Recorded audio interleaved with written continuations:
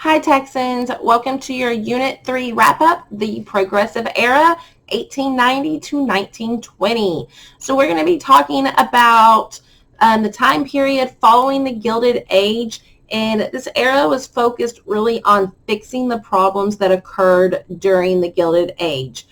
So problems that popped up through the industrialization and urbanization during that time period. And the Progressive Era is really about progressing, advancing the people of America forward. So it's about increasing our participation in the democratic process, but then also making our society more equal for everyone who lives in it. So the Progressive Era is about progressing forward, moving forward. So let's get into the Progressive Era. All right, so we're going to break it into stages to make it a little bit easier to follow. So our first area of focus is going to be direct democracy, participation, and third parties. All right, so direct democracy is a form, it's also called pure democracy, and it's a form in which the people decide on initiatives directly. So this is different from our representative democracy in which we elect somebody to make decisions for us. Direct democracy is us making the decisions directly ourselves without the need of a representative. So how do we go about doing that? Because we do live in a representative democracy, yet at times we practice direct democracy. So how do you participate in your government? So the many ways that this can be done. The most primary way that everybody always goes to is voting. But you can also lobby the government for changes. You can assemble peacefully to protest. You can advocate for change. We've seen a lot of that this year in 2020. You can seek and serve in public office. You can serve in the military. You can work for political campaigns. You can act out on civil virtue and just help your community. And then you can report for jury duty. That's the one that everybody hates, but it is part of our duties as American citizens.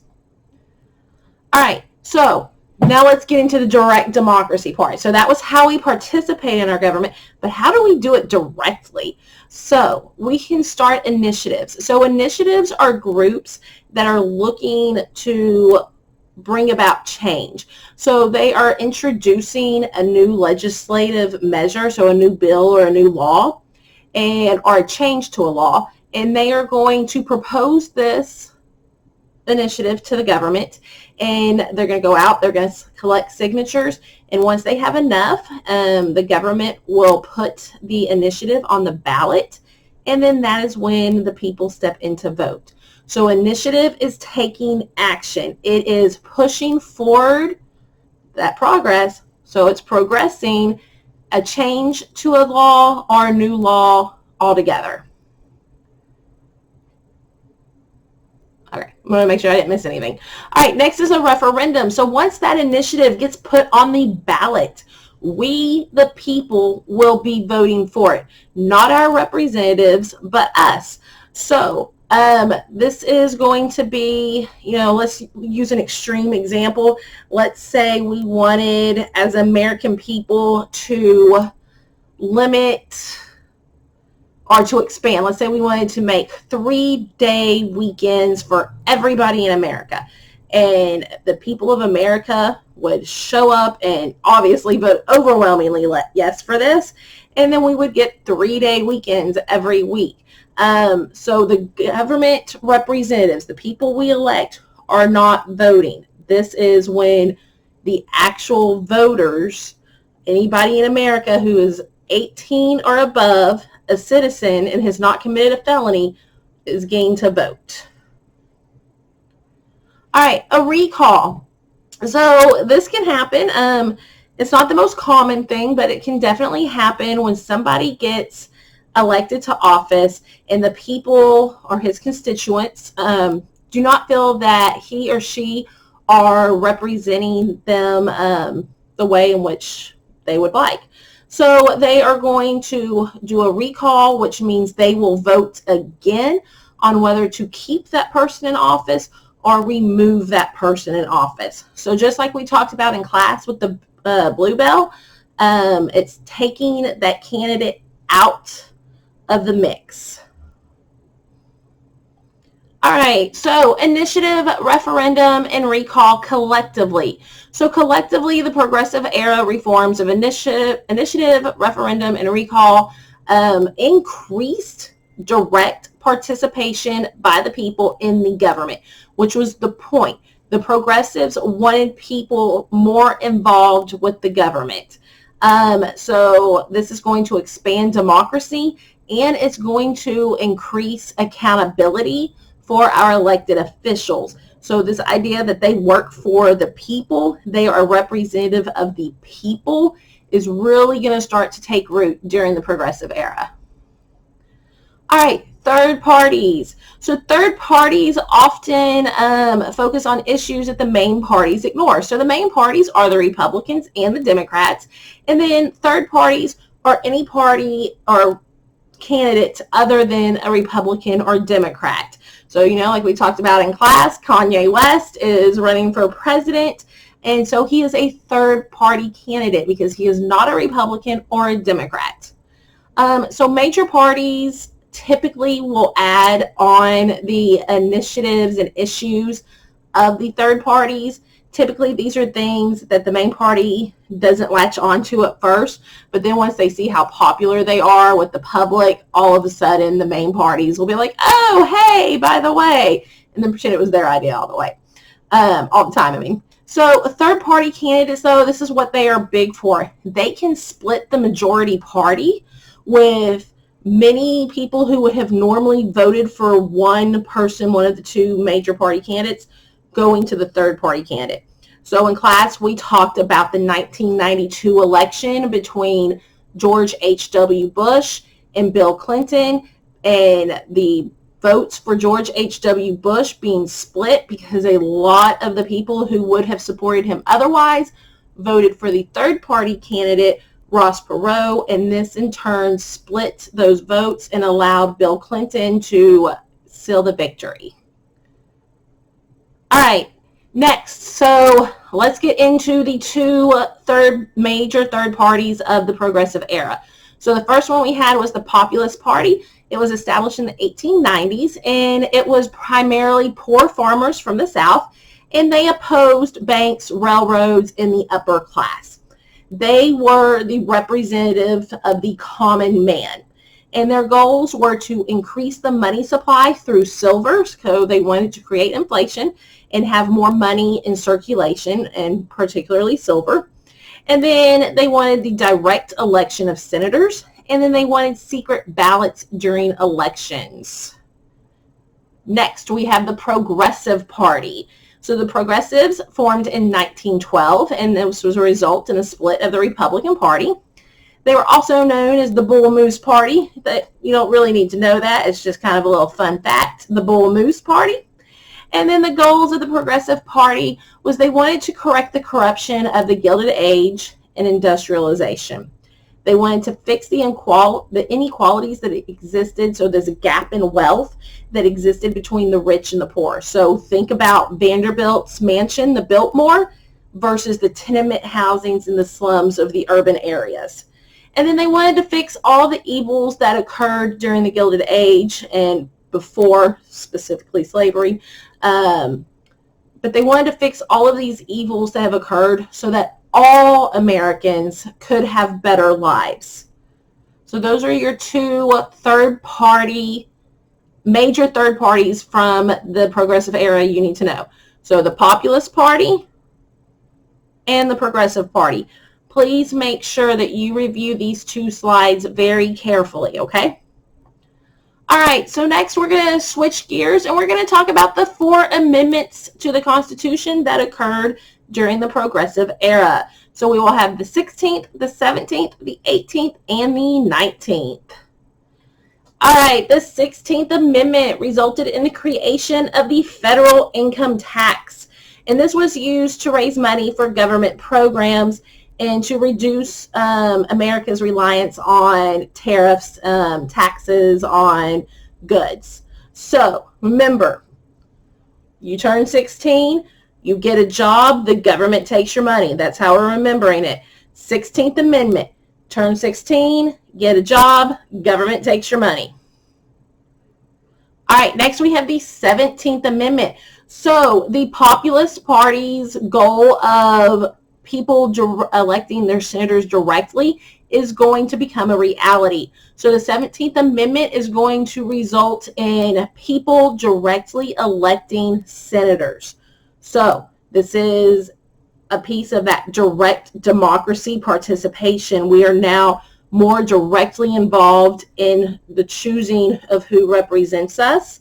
And then this is going to also go back to the Populist Party of getting one of their major goals passed into the Constitution. All right, the 18th Amendment, the dumb amendment. Remember, that's what we called it. It's the dumb one because it's going to fail. It's only going to last for 14 years and it's going to cause way more problems than it fixed. So the 18th Amendment is the one that prohibited the manufacturing, sale, consumption, and distribution of alcohol.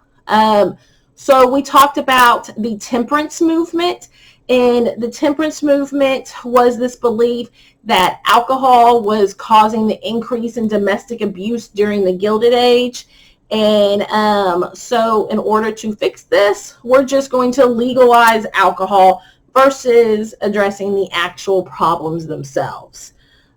So clandestine taverns or bars known as speakeasies were established. So they were like secret hidden bars. You would go up to a place that maybe looked like a washateria in the storefront, and then there would be like a secret door and you would have to give a password and it would take you back into a bar. So these are going to start existing. And then we're going to see organized crime. We talked about Al Capone in Chicago. This is going to be when he gets his rise. And there's going to be skyrocket numbers in the crime rate. And so 14 years after the passing of the 18th Amendment, America is going to be like, oops, this didn't work. And they are going to repeal the 18th Amendment with the 21st Amendment. So, 18th Amendment, dumb. Made alcohol illegal, which then in turn resulted in a higher crime rate.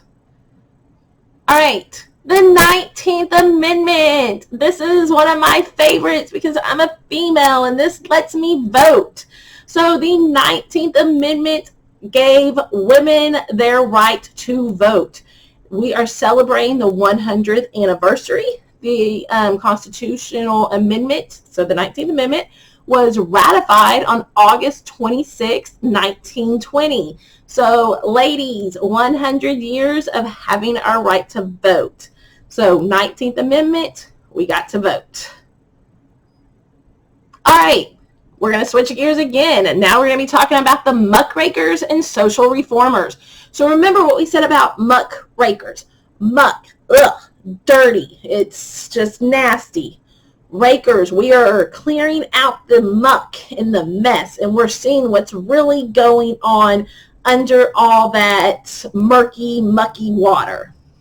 So, who were they? All right, so muckrakers were popular authors and reformers. So people like Upton Sinclair, Ida B. Well, if I got to vote. Y'all know we all like my Ida B. Well joke. So authors, journalists, photographers, and ultimately what muckrakers were doing was they were exposing poor conditions in factories, the ills of child labor, and the overcrowding caused by urbanization. So all the bad things that we've talked about in the Gilded Age, the muckrakers are going to be putting them out there for the world to see. So let's talk about the individual muckrakers and social reformers. All right, first we have Upton Sinclair. I know y'all liked him. So he was the author of The Jungle, and in his book he was trying to tell the story of what life was like for the workers in meatpacking factories. But what came out of it was people being absolutely mortified about the way that the food in which they were consuming was being prepared. And so he is going to expose these very dangerous and unsanitary conditions. And this is going to have an effect in that it creates the Meat Inspection Act and the Pure Food and Drug Act. So Upton Sinclair, super important. We have clean meat today because of Upton Sinclair. All right, next is Susan B. Anthony. So like I told y'all, you learned about Susan B. Anthony in 8th grade. You're learning about Susan B. Anthony again in 11th grade. So she's pretty darn important. All right, so she was a reformer. She was an abolitionist. She was anti-slavery. But most importantly, her biggest role was she was a women's suffragist. Suffrage, right to vote. We have to know that. Suffrage, right to vote. Remember, don't go on Jimmy Fallon and get caught with the microphone and they ask you what suffrage is and you don't know. Y'all know that's my biggest fear as a teacher. So suffrage, right to vote. So Susan B. Anthony is going to lead the Women's Suffrage Association. She is going to be instrumental in organizing the largest and most important suffragist meeting at Seneca Falls, New York. She founded the Women's State Temperance Society of New York with Elizabeth Cady Stanton. So she is one of the reasons why the 18th Amendment was passed. So she kind of missed the mark on the 18th Amendment, but she's going to make up for it with the 19th Amendment because her efforts and what she did to organize the suffrage movement is going to lead to the passage or the ratification of the 19th Amendment and women's right to vote. All right, Jane Addams. So she was in Chicago, my second favorite city, and she opened what was called the Hull House, Hull, Hull House. And ultimately her goal was to help poor immigrants assimilate into American society. So the poor immigrants would go to Chicago, they would move into the Hull House, and they would learn how to speak English. They would learn how to read. They would learn how to write. They would learn basic job skills in order to take care of themselves and to truly assimilate and become part of the American social fabric. All right, next we have my girl, Ida B. Wells. So Ida B. Wells wanted more than just votes for women. So I guess my joke probably should be Ida B. Well if we got equality, because Wells was a reformer.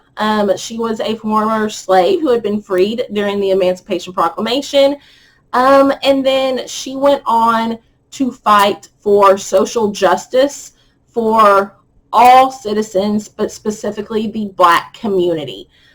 She was an anti-lynching advocate. She also formed the National Association for Colored Women and is one of the co-founders of the NAACP. So Ida Wells was focused on social justice, ending inequalities, and stopping lynchings, and specifically for the colored community. She worked very hard to bring equal rights to members of the Black community. All right, next we have Booker T. Washington. And Booker T. was the son of a slave, and he grew up a houseboy in Virginia.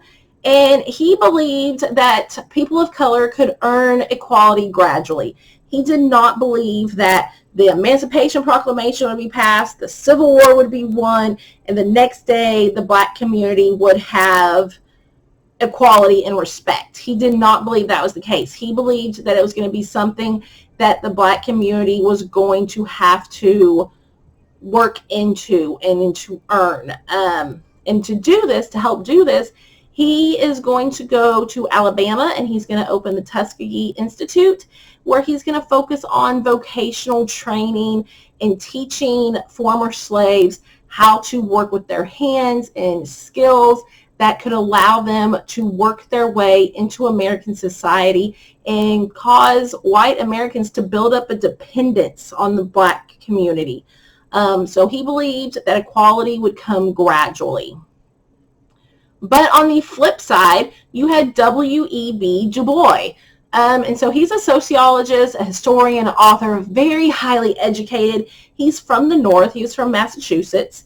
And he is going to push hard for equal rights for the Black community. And he is going to develop the NAACP, which is the National Association for the Advancement of Colored People. So the advancement part is very important there, because remember, the progressive era is about progressing forward, advancing forward. So W.E.B. Du Bois is focusing on advancing the colored community. So this is going to fit in perfectly with the progressive era goals. He was the editor of a magazine called The Crisis, which was focused on earning equal rights for the Black community. And he is going to encourage instead of vocational tasks. So he's not going to encourage vocational tasks. That was Washington. He is going to encourage education in the liberal arts. And so he and Washington have two pretty different approaches. So Washington's more focused on a gradual build of respect and equality built around vocational skills. And Du Bois is focused on immediate equality and acceptance through education. So two different approaches. All right, so that is it for the muckrakers and the social reformers. Let's talk about the government and private business. All right, so what's going on between the government and business during this time period? So the relationship during this time period is characterized by the government taking on a larger role in regulating private business. Because remember, during the Gilded Age, it had absolutely no role in the economy. It was a laissez-faire, and it was like the government's going to kick back and businesses can go do what they want. And this is going to lead to that urbanization, and it's going to lead to an increase in poverty and immigration and all of that. So progressive era is trying to fix it. And to do that, the government's going to start stepping in and start trying to regulate businesses. And to do this, they're going to pass antitrust acts, like the Sherman Antitrust Act, the Interstate Commerce Act, and then various legislative acts like the Pure Food and Drug Act, which is going to give us the FDA. And then the effects of industrialization is going to lead to regulation aimed at protecting consumers and workers, and then promoting fair business practices. So we want to protect the workers, and we want to create competition. All right, so the Pure Food and Drug Act. So this was in response to Upton Sinclair's work in the jungle.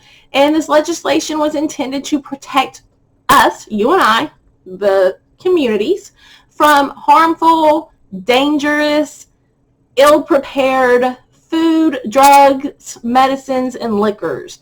And the sale and manufacture and transportation of anything that we would be consuming was now regulated. So this is through having to label everything, set amount of certain ingredients, things having to be kept sanitized and clean, and all of that stuff. All right, the Interstate Commerce Act. So this is going to be the first federal law to regulate business. And this is going after Vanderbilt and the railroads. So the Interstate Commerce Commission is the first federal independent agency. And they are charged with monitoring railroad prices, so setting set standard prices for railroad companies, pretty much all owned by Vanderbilt, having them set standard base prices. And then eventually the Interstate Commerce Commission is going to take on other businesses such as the oil industry and then shipping and trucking. The Interstate Commerce Commission, ICC, was disbanded in 1995, but it was very heavily influential in helping to stomp out corrupt business practices and price gouging and things like that. All right, next we have the Sherman Antitrust Act. So this is going to be the first law outlawing trusts, and it's going to set the foundation for later legislation, regulating monopolies and price collusion. So the act regulates competition among enterprises. Remember, in the Gilded Age, there was no competition. So the Sherman Antitrust Act is going to start creating competition, which in turn is going to make working conditions better, it's going to make worker pay better, and it's going to make consumer prices better. All right, and so the cost and benefits of laissez-faire, which was what we had during the Gilded Age. So the cost was a lack of government regulations is going to lead enterprises to being corrupt, not treating their workers right, price gouging, monopolies, things of that nature. Also, lack of patent and other legal protections for intellectual property is going to limit the ability for entrepreneurs to capitalize on their new ideas. However, the benefit of it is lower barriers for the creation of business and less government bureaucracy reduces business costs. All right, and then our last area of focus is going to be conservation of America's lands and wildlife. So in the picture right here, this gentleman on the left, this is President Theodore Roosevelt, and one of his main goals as president was conserving the beauty of nature and wildlife throughout America for future generations to enjoy. We saw during the Gilded Age this rush of urbanization, and when you have urbanization, that's going to lead to pollution because you have an influx of people moving into one area, and they're going to be tapping out the natural resources there. So Theodore Roosevelt did not want this to be the case all across America, so he is going to work on saving our environment. And then we are eventually going to get the national park system. So Roosevelt set aside 148 million acres of forest reserve and over 50 wildlife sanctuaries and several national parks. The National Park Service job is mainly to focus on all national monuments and parks, including places of historical and environmental significance. So these are national park rangers who are tasked with the job of protecting America's parks. All right, so let's wrap up the Progressive Era. So this is just kind of a summary over the Progressive Era. And so this era was characterized by a rise in reform movements that grew to prominence in reaction to the social and political conditions of the Gilded Age. So again, life is bad during the Gilded Age. The Progressive Era is about fixing everything that was wrong with the Gilded Age. It is about progressing forward, making our standard of living better, making America better. That is the whole point of the Progressive Era. Muckrakers are going to be influential in this because they are going to bring attention to social problems. Reformers are going to oppose corruption and waste in government. They are going to advocate for civil service reform, and they're going to support causes such as women's suffrage, right to vote, prohibition, along with labor reforms. And this is going to include things such as child labor, which is going to be banned during this era, reducing hours in the workday, and increasing worker safety. This era also saw an increase in government intervention, including the passage of the Pure Food and Drug Act, the Antitrust Act, along with the creation of the Federal Reserve, which we will get into later. And then you will have the passage of the 16th Amendment, income tax, 17th Amendment, direct election of senators, 18th Amendment, dumb, the prohibition of alcohol, and then 19th Amendment, women's right to vote. So that is the Progressive Era. I hope this cleared it up for y'all. Please, please, please make sure you review for your test. And our motto, we will be prepared to be successful. Please make sure you are prepared to be successful when you walk in to demonstrate what you know about the Progressive Era. All right, that is it, guys. Have a great night or day or morning or wherever and whenever you are watching this. And good luck when you demonstrate and you're successful. Bye, guys.